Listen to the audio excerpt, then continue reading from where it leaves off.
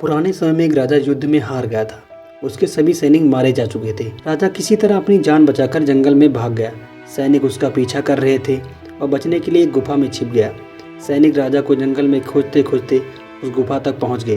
गुफा के अंदर राजा को ढूंढा, लेकिन सैनिक उसे ढूंढ नहीं सके। बाहर आकर सैनिकों ने बड़े बड़े पत्थर से गुफा बंद कर दी।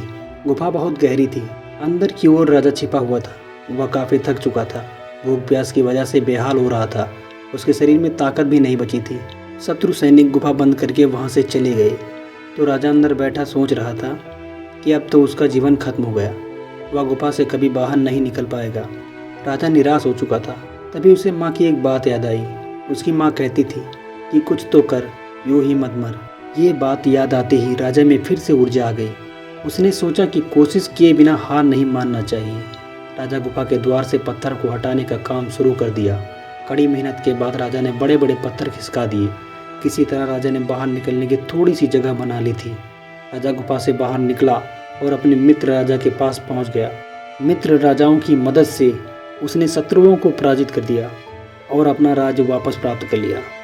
इस कथा की सीख यही है कि हमें सफलता मिलने तक हार नहीं मानना चाहिए।